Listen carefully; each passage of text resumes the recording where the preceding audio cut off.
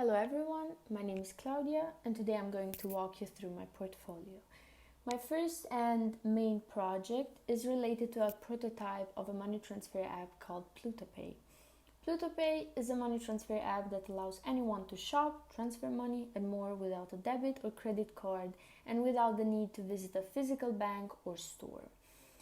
Well, I decided to choose this project because since the 2020 global pandemic, users' behaviors have changed and people are buying more online. So I wanted to create an app that could be as safe as possible for everyone.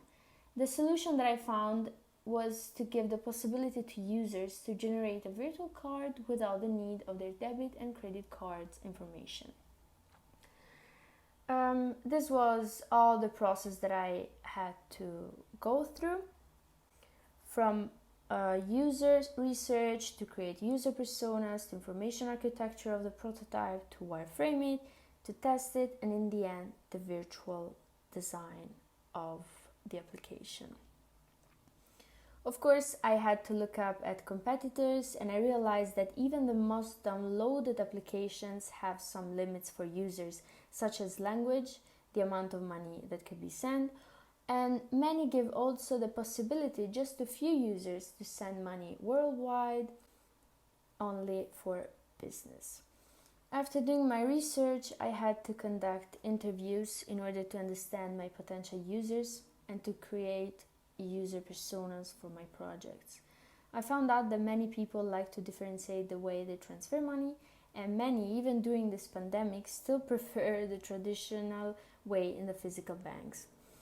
In this way, I created two user personas. One is David, a young guy that likes to do everything with his phone, and the other is Emma, that is in between the modernity and the tradition.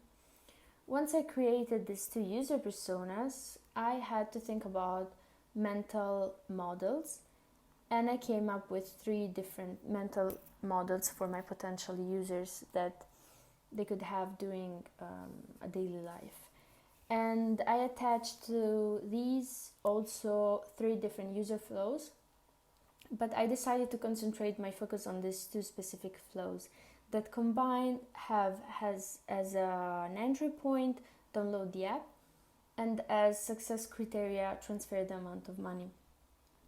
This brought me to have different ideas but also solutions for my prototype.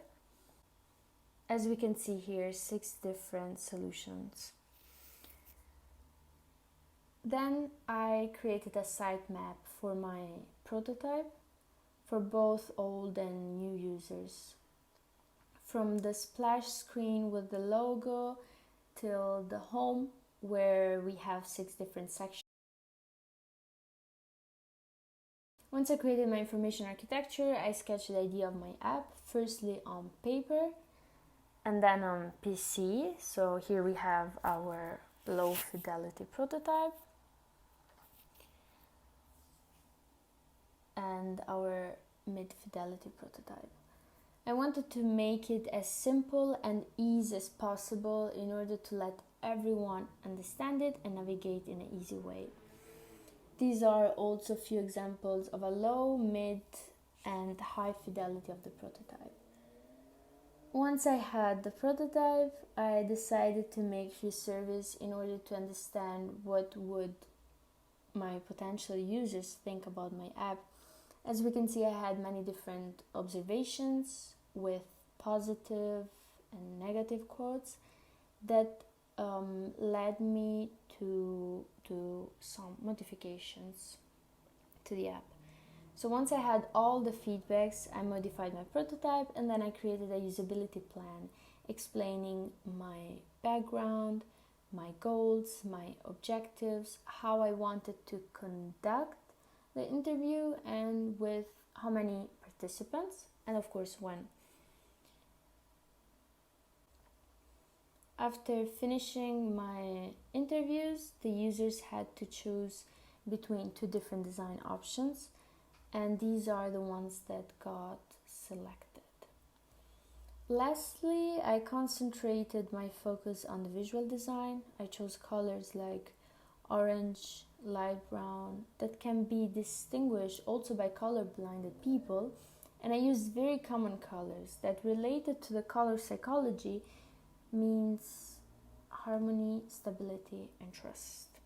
Here we can see also the typography, the buttons, the UI elements, and this is the final product. By clicking here, we can navigate the prototype, and here we can see the video explanation of the prototype.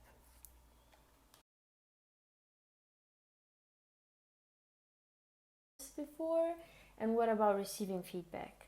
Well, yes, I have given feedback on someone else's designs before, and I can say that during all the process I tried as much as I could to help others with their tasks, as well as I got help by many Career Foundry students on various applications such as Slack.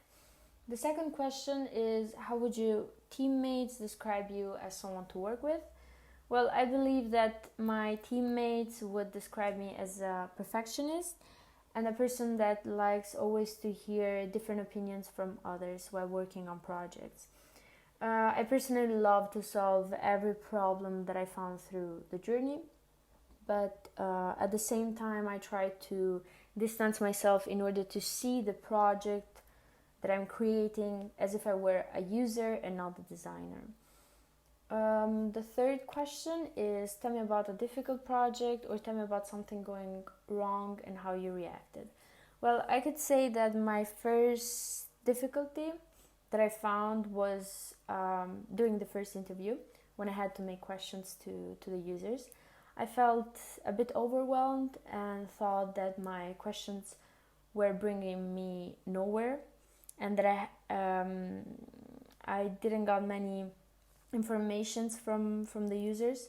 But after a while I figured out that I was new to the field, and it got always easier by time while doing other interviews and surveys.